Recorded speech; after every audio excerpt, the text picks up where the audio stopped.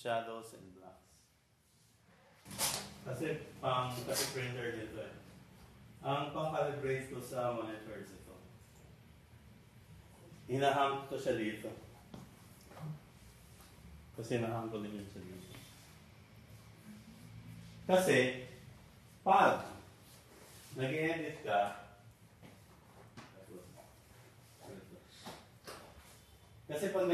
ka, you're adjusting to the smallest adjustment ng colors. No, thinking that you're looking at the right display. Kasi lahat ng decision na ginagawa mo is based on what the monitor is showing you. E paano if the monitor is not showing you right? So, then problem. Pagdating mo sa client, sasabihin ni client, uy, bakit I don't like the colors. It's so pinkish. Kasi tingnan mo, pinkish sa akin. Sabi ka kay client, hindi, pinkish dito eh. Ang gagawin mo, dadalhin mo yung laptop mo doon. Mom, sa akin hindi mo pinkish eh. Doon kay client, pinkish. Sino tama? Kung sino ang nakakalibrate, yun yung tama. Kung nakakalibrate ako, sasabihin ko sa client ko, calibrated to, recently lang to ma'am. Ayan yung calibration date. So yung monitor, di ba, calibrated? So mas tama ako kasi calibrated ako eh. So kung siya, nag-calibrate siya, kasi ikaw hindi, tama siya, mali ka. E paano mo ilang oras na tinrabaho mo just adjust ng color? Walang kwenta lahat yun because it's not showing you the right color. Diba? So, calibration is very important in advertising. Pero kung portraits lang and everything, then hindi masyado siya. Pero when you talk about commercial, pag dinagay na yun sa task, tas yung produkto nila is something like a shampoo or whatever, or cosmetics ba na blush on, whatever ang sinut mo. As iba kulay dun sa taas, iba kulay dito sa'yo, problema yun. So, as a editor, photo editor, you make sure your monitor is calibrated. How much is a monitor calibration? If you go with Spider in a brand, mga 5,000 pesos yata ang monitor calibrator. Or you can ask somebody who has one, and then manghiram ka lang. Kasi hindi naman araw-araw kinakalibrate sa monitor, every other month lang yun, or every quarter. So manghiram ka na lang. Or ask another somebody who's doing that na palitan na lang yun. Diba? At least, sigurado kayo na tama yung kulay niya. Next is, itong mga dinadagdag ko dito. Let me just adjust this para mas malaki yung space. Then put this here. This here. Now in Photoshop, it's very important to understand layers. Okay, ito yung mga layers. Ito yung original ko. Ito yung curves layer ko. Ito yung remarks layer ko. You know? Yan yung mga layers. Okay. So I'm gonna throw this away. Okay. So meron akong background and meron akong remarks. Now, ang mga adjustments in Photoshop is under layers. Ano ba yung mga adjustments? Kung i-adjust mo yung image, no? As simple as you wanna adjust the image. Ano ba mga option mo? Meron kang solid color, gradient, pattern, and the rest. But para sa atin, ang importante sa atin right now is brightness and contrast. This makes sense, right? Alam na natin yung brightness and contrast. And levels. Levels are magkapatid lang yan sila ni curves. Same effect, but different approach. Same na result, adjustments na pwede mo magawa with curves. So magkapatid lang yung dalawang yan. Sa exposure, ano naman nagagawa ng exposure? Diba? Brighten everything up or darken everything up. Vibrance, meron din. Itong vibrance naman is a different style of saturation or increasing the colors. Different ang style ng approach niya. So if I'm gonna try this vibrance, so kung i-adjust ko yung vibrance ko, nagsasaturate yung image, pero it's not exaggerated. Bale, hindi niya masyadong tinitira yung skin tone si vibrance. So I'm gonna hide this, and I'm gonna try the other one, yung saturation. Ito dito sa magkapatid, magpinsan to. Kasi iba talaga nagagawa niya. So ito yung saturation, di ba? Itong part na to, i-adjust ko siya. Masyadong maging mapula yung skin, di ba? So if I'm gonna hide that, ito si Vibrance. Na-saturate niya yung kulay, pero hindi niya masyadong kinikilit si skin tone. Andun pa rin yung natural effect ng skin tone. Pero, compare mo kay saturation, okay? So, often, yung saturation nangyayari yan when you're shooting landscapes, you know. Or, you can apply saturation, pero on a certain area lang, which is the mata, which I will be explaining later how to isolate it.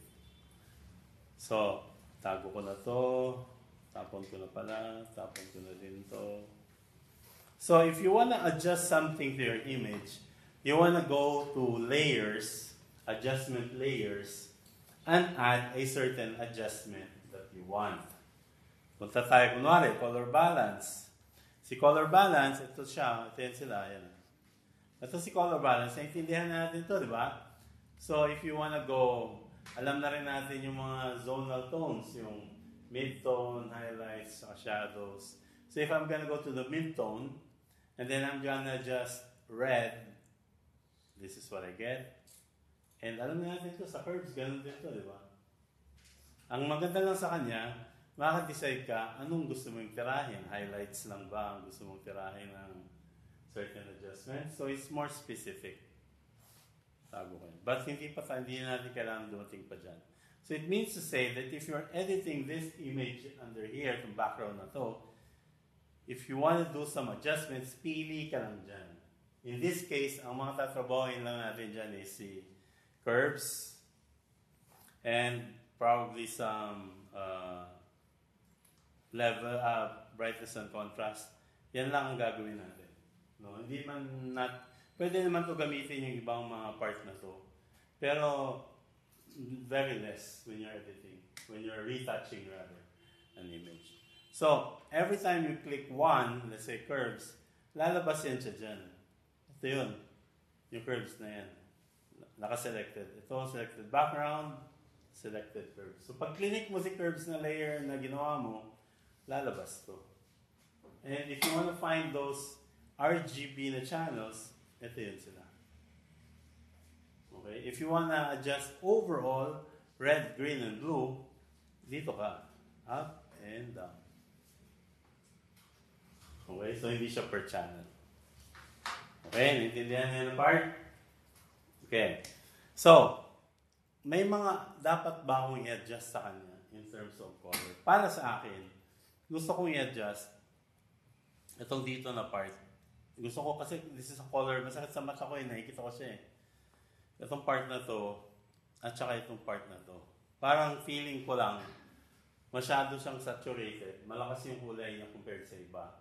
And I don't like if I'm looking at the image, may sumasabit sa mata ko. Sumasabit kasi siya lagi, nakikita ko siya Bukod sa dark circle dito na nakikita ko to lagi. So sometimes, ang approach ko, ano yung sumasabit sa mata ko, yun ang tinatrabaho ko na kagad. Hindi ko na iniintay na mawala siya sa paningin ko. Gusto ko na kagad siya adjust dahil na-distorbo ko sa kanya. So, how do I adjust this part? Only. So, if I go, it looks like a saturation issue.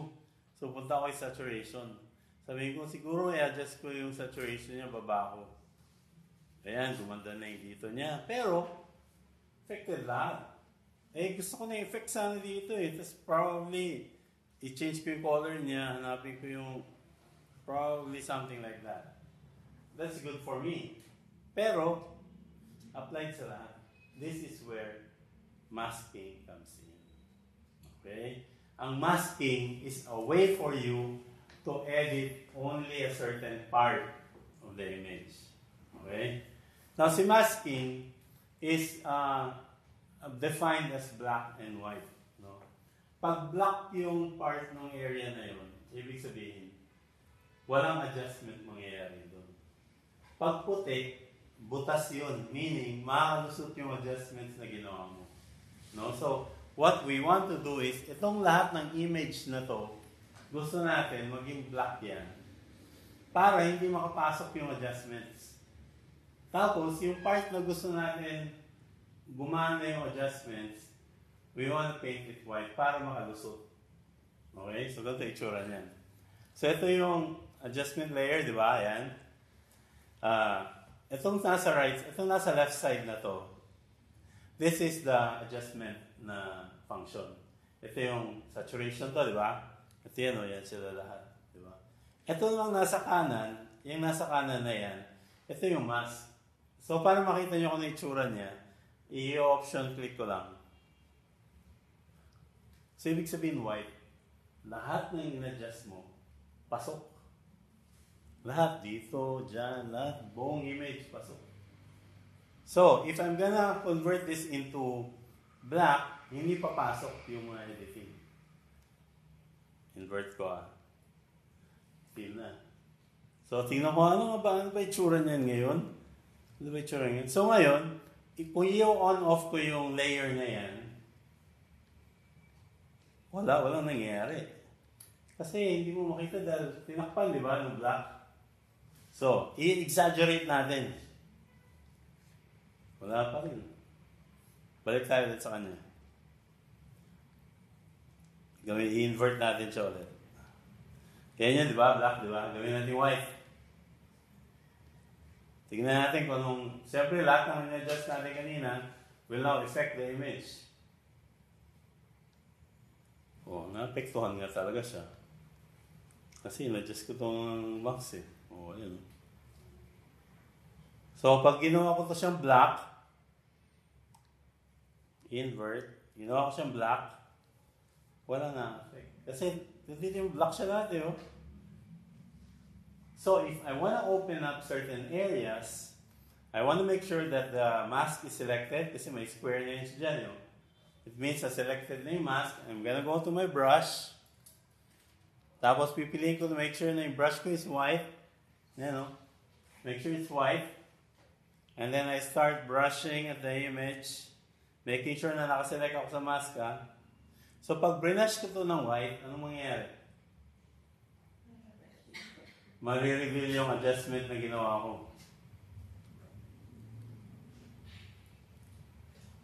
Ano itsura niyan? Gano'n itsura niyan, no? Yan, no? May dalawang puti dyan, no? Diba? So, I'm gonna throw this away. I'm gonna make another one. Hue and saturation. And then this time, sabi ko nga, gusto ko less ang saturation yung doon kasi sumasabit siya sa mata ko. Yeah, just ko lang siya konti. And then maybe I'll do it something like that. I-inverse ko tong mask na to. Gagawin ko tong itim. Shortcut is Command-I or Control-I on the PC. So, itim na siya, di ba? And then, I'm just gonna go to my brush. Yan, brush. Tapos, iba-brush ko dun sa area na gusto ko affect siya. Ito na part. Ayan. Hindi na siya masyado masakit sa mata ko. Meron din dito na part yun. Ayan. Okay. So, before... I think before, I think after. So, very subtle.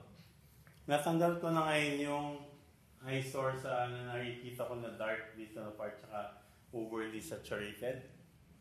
And these are things that you don't easily see.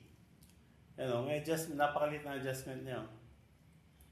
Ito yung mga bagay na hindi mo siya nakikita agad. The more you edit, the more you see these things. And the secret about retouching, it's not about making one adjustment big result. The secret about retouching is adjusting a little and a lot makes a better result. Not 2 steps and then big result, no. 50 steps, small steps, making a better result. So, maliliit na bagay, kino-combine mo into something big. No? Ganyan ang retouching. This is a small adjustments, and another 20 or 30 of those adjustments gives you a better image. Okay? So, tinanggal ko lang yung eyesore ko doon na naiinis ako sa kulay na yun. So, anong next gagawin ko? Maglilinis na ako. Lilinisan ko na yung skin, tatanggalin ko na yung crease line, tatanggalin ko na kung ano pa ang mga dapat gawin dyan. Now, in Photoshop, may tinatawag tayo ng mga easy na ways of doing things. So, okay na tayo dito sa hue saturation na mamaya. Mag-adjust pa tayo ng kulay, more color adjustments pa. So, in Photoshop, may dalawang klaseng layer. Isang layer is yung adjustment layer. Yung mga curves, hue saturation, exposure. Yung pangalawang klaseng layer is a pixel layer. Dalawa, adjustment layer and pixel layer. Now, si pixel layer, kung gagawa ako ng bago, ayan. So, layer 1, yan, no? So, hindi siya katulad kay property ay adjustment layer. Meron siyang left, then meron siyang mask sa right. Itong pixel layer lang siya na square. Wala siya, diba? So, normally, I don't edit dito sa background, dito sa original image ko. Why? Kasi pag in-edit ko yan, tapos nagkamali ako.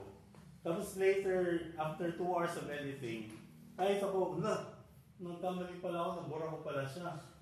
Tapos paano mo i-undo? I-undo mo yung 2 oras ng trabaho mo. So, undo mo lahat yan hanggang sa mga isang point na makita mo kung saan ka nagkamali. Hindi, natapon mo na lahat na ginawa mo. This way, pag nagkamali ako, if accidentally na-brushan ko kunwari dito na hindi ko nakita, na-brushan ko dyan na hindi ko nakita, what I can do is I don't have to undo everything na ginawa ko. Pupunta lang ako dito sa layer na to, yung layer 1 na yan, yun o, andyan siya o. So, hanapin ko kung saan ako nagkamali na layer, tapos I'm gonna edit that layer. So I don't have to redo everything. So this is what you call non-destructive. You're reserving the original and doing your edits on top of the original. Okay? So, kaya naka-layer tayo. Ando ko lang yan. So, here, I can actually just erase that. May mga erase, nandito yung mga tools eh. Brush, E for erase. Burahin ko lang yan. So, tanggal na yan. Okay. So, if I'm gonna go stamping, so, clone stamp. Itong clone stamp na to, ito. Yan, clone stamp. Yung clone stamp na yan, I'm gonna make it big. Has a certain setting. Opacity means gano'ng kalakas yung tool. Tapos, meron very important part of stamp, no? Ang very important is yung hardness niya. Okay? Ito yung size. Kung mas malaki yan, malaki yung brush. Ayan. Tapos lakihan natin. Ayan, mas malaki yung brush. Bigger pa. Ayan, laki ng brush. So, meron ding hardness and softness. Now, lalagay ko lang sa hard anong effect ng stamp na yan. If, tatanggalin ko tong certain, ito, yung crease line na yan. Yung crease line. So, tatanggalin ko yan siya. Kukuha ko ng source. Ito yung source ko, dyan. And then, i-apply ko dito.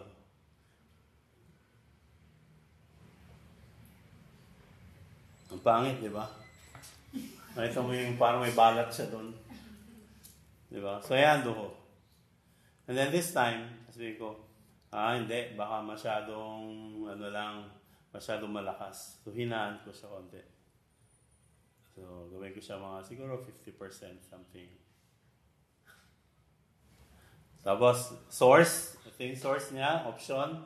Pag nakaganyan yung parang pointer niya, it means dyan siya kukuha ng source.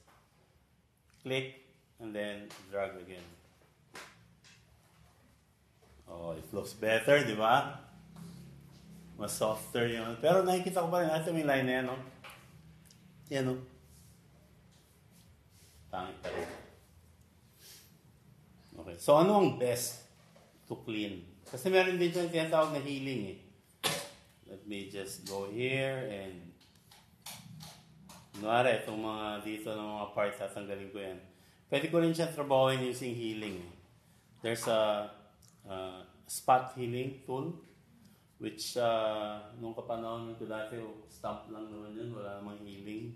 So, napakadali ng buhay ngayon.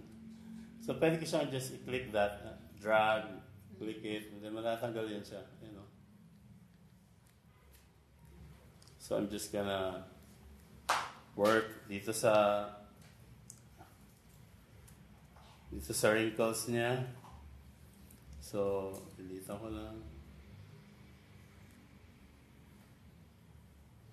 So, pwede ko talaga siya tanggalin yung healing.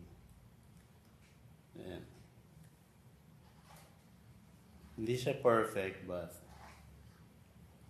pwede ko siya tanggalin. So, if you want to do it fast and easy, healing is the way to do it. But professionally, ano dapat gawin sa kanya? Hindi rin. Clone pwede. Kung super galing mo talaga maghanap ng source na katamaan mo siya na maayos. At wala kaming choice dati. Wala kaming ibang tool. Clone lang talaga meron kami nun dati. So, there is what you call frequency separation. Okay? Medyo hindi ito siya, konti lang mga preferences nito, but you just have to follow the steps. Within the steps, may mga preferences doon na based on your taste. Pero majority of the process is step by step. Okay? So, ano bang mga gagawin ko? Kunwari, mag-umpisa ako from the beginning. Tatanggalin ko lang muna itong mga pinagagawa ko dito.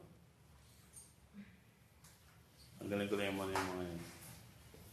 So, from the very beginning to background, I need to duplicate twice.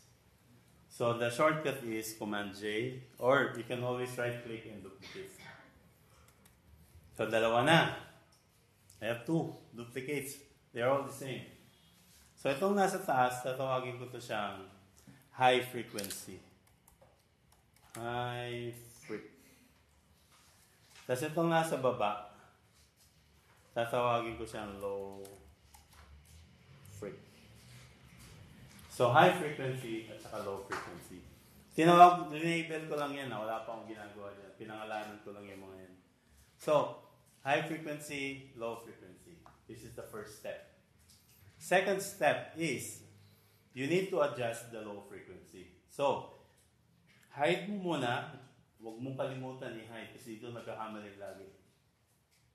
Huwag mong kalimutan i-hide yung high frequency. And then huwag mong kalimutan i-select yung low frequency. And then from here, what you do is you go to filter. And then you go to blur. And Gaussian. Okay? Now, step yon, rule yon, kailangan sundin yon. Ito na ngayon yung preferences mo, yung Gaussian part. Okay? Ano ang ilalagay mo na number dito? Depende. The intention is, for you, balik ko lang sa 0 to . Di ba nakikita ko pa yung mga skin pores niya? At di ba nangako ako na magto-200 lang ako? Ayan. So nakikita ko yung skin pores niya. Okay? Ang objective dito sa Gaussian blur is to slide this to the point na wala kang na makitang skin texture. Tones na lang nakikita mo. Wala nang texture. So I'm gonna adjust this. Kita pa ba? May konti pa, di ba? Dagdagan pa natin. Siguro mga 6. Napaka-konti na texture, di ba? Ito na lang dito sa may mga dyan, no? You know? Which is, ano na yan blemishes na yan Pero yung mga skin texture, ito nakikita ko pa konti, Yung, But, kasi I don't wanna force it so much. I just wanna be to the edge. No, napawala na talaga yung skin texture. So, wala na ako nakikita. So, I'm gonna go, okay. So, ready na yung low frequency natin. Okay. So, anong next gagawin natin? Step. We work on the high frequency. Dito tayo sa high frequency. So, make sure selected sa high frequency at naka-on yung visibility niya, the layer.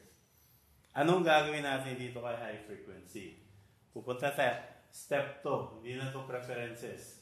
Hindi na to anong taste mo. Step 2 that you have to follow. You go to your image and go apply image. Nasaan na si apply image? Okay, ba't di ako nakaselect niya? Ulit. Image. Apply image. Okay. Dito sa apply image, rule 2 and step, you go to layer, So, select low frequency. No? Ito yan, yung low. Yan, ginawa natin yan eh. So, kung depende kung anong pinangalan mo doon sa low frequency mo, yun yung pipiliin mo dito. Kung pinangalanan mo lang siya ng low kasi tinamad ka, low ang lalabas dyan. Okay? So, click mo lang yan dyan. Tapos, from there, under the blending, you need to subtract. Meaning, tatanggalin niya yung low na tones. But don't listen to my explanation. Just follow the steps. Okay? And make sure it's scale 2, tapos 1 to 8. Scale 2, 1 to 8. Hopefully, nagre-record yung ko ngayon, yung QuickTime, at ma-upload ko to doon sa makikita niyo yan. So, I'm gonna press OK. This is a requirement, layer, low freq, tapos subtract ang blending mode, scale 2, offset 128. 128 because it's the middle tone. 255 kasi ang buong image. Kalahati yan, 128. I'm gonna press OK. So, ang nangyari na ngayon dito, now we have the high frequency which carries all the details. Ayun, lahat ng detalye, oh. Yan, oh. Pati yung mga ugat-ugat sa mata, nandyan lahat. Pati skin tone. Lahat nandyan, present lahat dyan. Tapos, the thing that you cannot see dito sa high frequency, wala siyang kulay. Okay. So, dito naman sa isa, sa low frequency, walang detalye, walang skin tone, walang skin texture, walang skin pores. Puro kulay naman siya. Wala naman siyang detalye. Now, kung i-edit natin yung image, i-edit natin one frequency at a time. Okay? Let's say, for example, I want to edit the details. I go to the high frequency. Ano bang gusto kong tanggalin dito sa high frequency?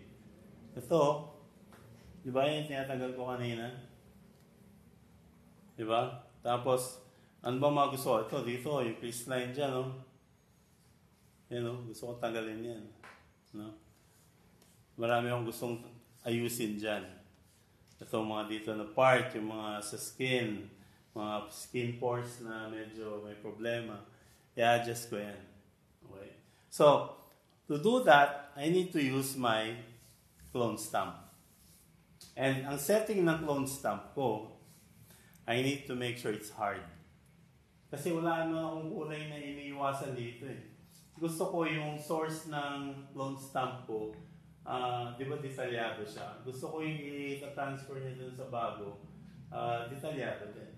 Kasi pag sinoft ko yung brush ko, walang hardness, mag-blur yung gilid ng stamp ko. Which I don't want. Mawawala yung detalye. So if you're working with high frequency, you want to make sure that your clone stamp is hard. Okay. And then you also want to adjust your opacity to 100. Kasi gusto mo lahat ma-apply. Yung linya na kinapi mo, dapat paglipat doon sa kabila, linya pa rin yun ma-sharp. So, ano mga i-adjust ko dito? Diyan, natanggalin ko yan, di ba? Kung tatanggalin ko yan, naka-clone stamp na ako. Tapos I don't want to use this big na brush kasi it's gonna copy a lot of details.